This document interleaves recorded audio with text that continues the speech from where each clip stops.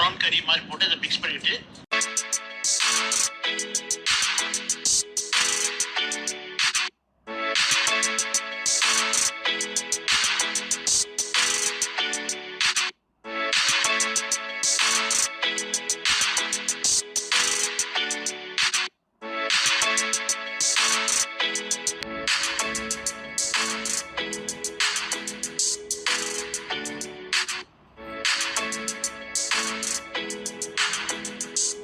வந்து இன்ஸ்பிரேஷன் வந்து பொதிச்சோறு தான்.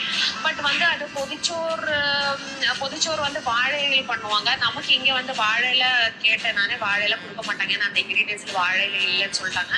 ஆனா வந்து இந்த கொலகேஷியான்ற லீவ்ஸ், அதோட லீவ்ஸ் இருந்தது.